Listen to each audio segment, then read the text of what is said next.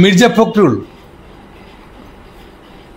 কথায় আছে না, ভাবিয়া করিও কাজ, করিয়া ভাবিও না। মির্জা ফখরুল ধরা খেয়ে গেছেন একটা মারাত্মক বেজ্জতি অবস্থায়।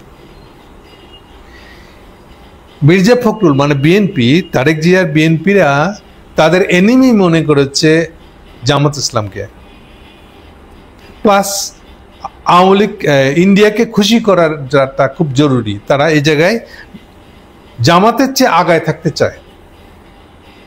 সেই জন্য ইন্ডিয়াকে খুশি করার জন্য হাসিনার যে বয়ান ছিল রাজাকার আর মুক্তিযোদ্ধা, ওই বয়ান ফেরত নিয়ে আসছে, দিয়া জামাত ইসলামকে রাজাকার রাজাকার রাজাকার বললা সে ভাবছে এটা ইন্ডিয়া খুশি হবে। প্লাস এই কথা বলে বাংলাদেশের ভিতরে যারা রাজাকার বললে তাহলে জামাতের নামে দোষ চাপবে, তাহলে মানুষ জামাতকে কম ভোট দেবে এবং তারা ভোট বেশি পাবে।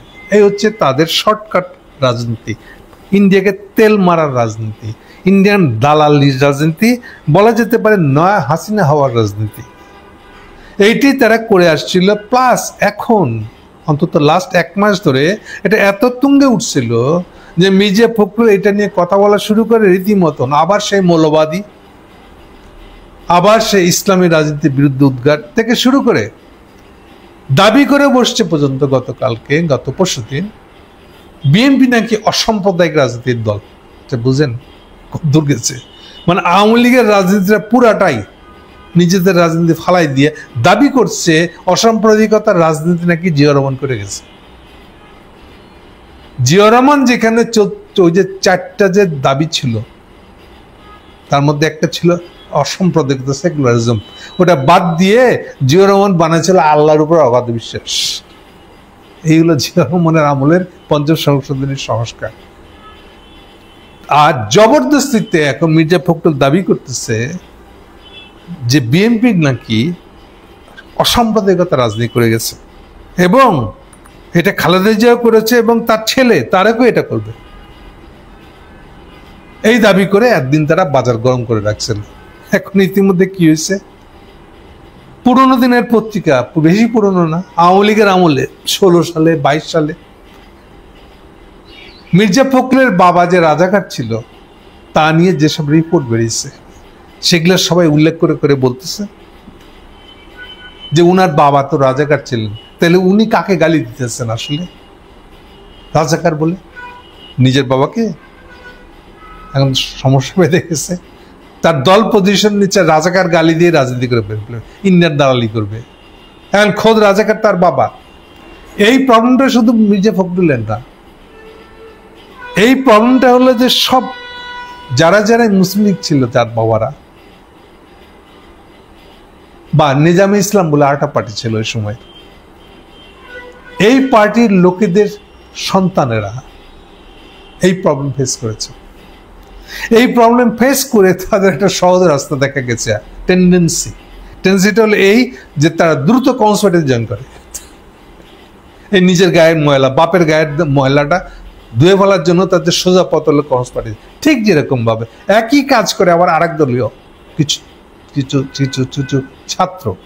কিরকম, ধরেন যে আপনি কওমিতে পড়েছেন, কওমি মাদ্রাসায় পড়ালো, এখন আপনার খুব শখ হলো মেইন স্ট্রিমে আসার, তো আপনি এবার কি করছেন, শেষের বেলায় এসে প্রাইভেটে ম্যাট্রিক ইন্টারমিডিয়েট দিয়ে কোনো একটা সাবজেক্ট নেই, এবার ঢাকা ইউনিভার্সিটি ভর্তি হয়ে যাচ্ছে।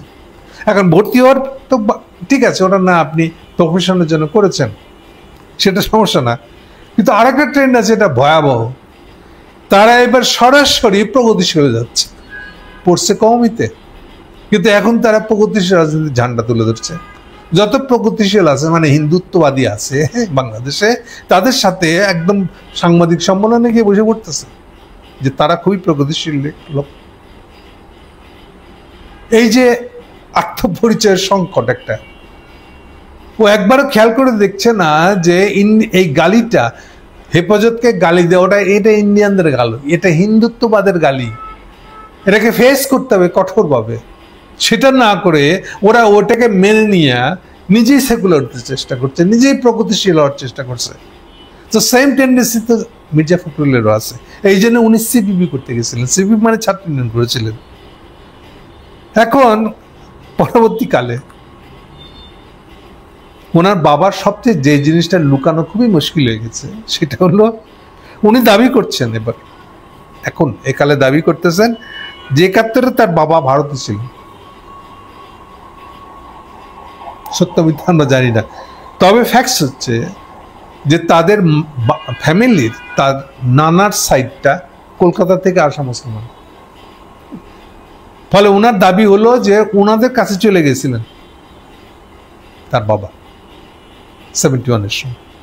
এখন সত্য মিথ্যা উনি কি করে জাস্টিফাই করবেন, এর প্রমাণ কি দিবেন উনি জানেন। কিন্তু কিন্তু কিন্তু কিন্তুটা মারাত্মক। উনি যখন 72-এর পরে শেখ মুজিব দেশে ফিরেন, তখন যাদেরকে যাদেরকে রাজাকার বলে ধরে নিয়ে লিস্ট বানানো হয়েছিল এবং জেলে রাখা হয়েছিল, শাহ আজিজ সহ, সবুর খান সহ। খেয়াল রাখবেন, শাহ আজিজ, সবুর খান শেখ মুজিবের সমসাময়িক একটু সিনিয়র এই টাইপের নেতা। এই জন্য উনি যাদেরকে জেলে রাখছেন ঠিকই, কিন্তু বাসায় যেন বাজার হয় সেদিকে খেয়াল রাখছেন। শাহ আজিজের বাসায় যেন ঠিক মতো বাজার যায় এটা উনি খেয়াল রাখছেন। পুরান গোয়ালে কি করবে, একসাথে মুসলিম লীগ করেছে তারা, একদিকে এটা মেনটেন করেছে কিন্তু সবাইকে জেলে রাখছিলেন। এই অবস্থাতে ৭৫-১৫ আগস্ট উনি মারা যান। মারা যাওয়ার পরে আচ্ছা আরেকটা পরিষ্কার করে দিই, এই যে জেলে রাখা হয়েছিল এটা কিন্তু দালাল আইন বলে, এটা ওই যুদ্ধাপরাধের আইন না। কিন্তু শেখ মুজিব আইন দুইটা করছিল, একটা দালাল আইন ছিল, একটা যুদ্ধাপরাধ। যুদ্ধাপরাধ ছিল যারা বিদেশি মানে পাকিস্তানিদের বিচারের জন্য করা হয়েছিল, যে আইনে কাউকে বিচার করা হয় নাই। দালাল আইনে এদেরকে সবাই গ্রেপ্তার করে রাখা হয়েছিল, তাও খুব সিরিয়াসলি না, জাস্ট ধরে রেখে দেওয়া হচ্ছে, বিচার আছে। কোনোদিন কোনো মামলা দিয়ে একটা বোধহয় উঠেছিল কোর্টে, কিন্তু বেশিরভাগটাই কোনো কোর্টে উঠেনি। ফলে জিয়া রহমান এই জিনিসগুলোকে মিটিয়ে ফেলার জন্য উনি ক্ষমতা আসার পরে এই দালাল আইনের জিনিসটা বাতিল করে দিয়ে সবাইকে জেল থেকে মুক্ত করে দেন। ফলে ফখরুলের বাবা শেখ মুজিবের আমলে জেলে ছিল এবং জিয়া রহমানের হাতে তার বাবা মুক্ত হয়। মুক্ত হওয়ার পরে উনি এবার বিএনপিতে জয়েনও করেন। আচ্ছা, ফখরুলের বাবা কিন্তু ছিল মুসলিম লীগের এবং নিজেও অস্বীকার করছেন না, এবং উনি ছিলেন মুসলিম লীগের এমপি, তাও উনি অস্বীকার করতেছেন না। খালি যেখানে ঘাপলাটা মানছে উনি, যে উনি এই 9 মাসের সময় ইন্ডিয়াতে ছিলেন, এটা দাবি করছেন উনি। আর স্বীকার করছেন না যে দেশে ফিরে আসার পরে 72 সালে উনি যে শেখ মুজিবের দালাল আইনে গ্রেপ্তার ছিলেন, এটা হচ্ছে রাজাকারীর প্রমাণ। সেইটা এবার হাসিনার আমলে যে দিনাজপুরের মন্ত্রী ছিল, নৌ পরিবহন মন্ত্রী খালিদ, সম্ভবত নাম, খালিদ স্পষ্ট করে বলেছে আমি দিনাজপুরের লোক। খালিদ বলতেছে আমি দিনাজপুরের লোক, আমি জানি উনি কত 701 নম্বর না 3 নম্বর আসামি ছিলেন ওনার বাবা। এখন এটা নিয়ে কিন্তু মির্জা কিছু বলতেছেন না। তার চেয়ে আরো ইন্টারেস্টিং ঘটনা হলো, প্রথম আলো এটা নিয়ে একটা রিপোর্ট করেছে। রিপোর্টের সোর্স কি? সোর্স হচ্ছে মির্জা সাহেব তার এই গল্পগুলা দিচ্ছেন হলো তার ফেসবুকে, যেখানে খালি ৭১-এর সময় ওনার বাবা কোথায় ছেলে এই প্রসঙ্গটা আছে, কিন্তু ওনার বাবা যে দালাল আইনে গ্রেপ্তার ছিলেন শেখ মুজিবের আমলে এটা স্বীকার করতেছেন না।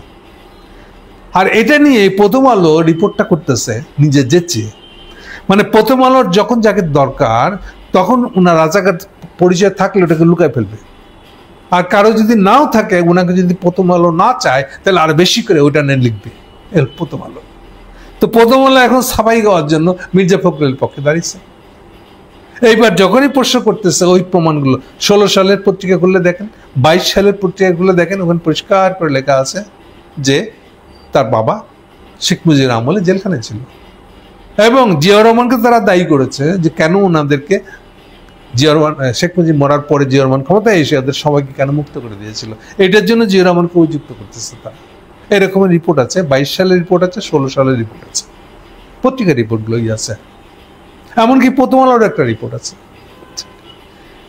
তাহলে সার কথা দাঁড়ালো এই যে ফখরুলের বাবা মির্জা রুহুল আমিন এই জন্য লিখছে, দেখেন মুক্তিযোদ্ধা মন্ত্রী শেখ হাসিনার আমলে 2022 সালে সেপ্টেম্বরের 30 তারিখে লিখছেন, মির্জা রুহুল আমিন ফখরুলের বাবা, তিনি ছিলেন চিহ্নিত যুদ্ধ অপরাধী। দেশ স্বাধীন হওয়ার পরেও বঙ্গবন্ধুর সময় যুদ্ধ অপরাধী হিসেবে কারাগারে বন্দী ছিলেন, তার বিচারও শুরু হয়েছিল, কিন্তু জিয়াউর রহমান সবগুলোকে মুক্ত করে দেন। এটা হচ্ছে মুক্তিযোদ্ধা মন্ত্রীর দাবি। এবার মির্জা ফখরুল নিজেও স্বীকার করছে তার বাবা মুসলিম লীগের নেতা ছিলেন, তিনি ৭১-এর শান্তি কমিটির মেম্বার ছিলেন। এইটা নিয়ে মির্জা সাহেব কিছু বলেন না, মির্জা ফখরুল কিছু বলেন নাই। তো সার কথা হলো এইটা, এই যে এখন ফাঁদে পড়ছেন আপনি, উনি নিজেই এখন যে রাজাকারের ছেলে এটা উনি লুকাবেন কেমনে? তাহলে সমানে যে মুখে ফেনা তুলতেছেন জামাতের বিরুদ্ধে রাজাকার বলে, এবার নিজের বিরুদ্ধে লাগছে না নিজের অভিযোগটা? নিশ্চয়ই খুব মজা লাগছে ওনার। Thank you.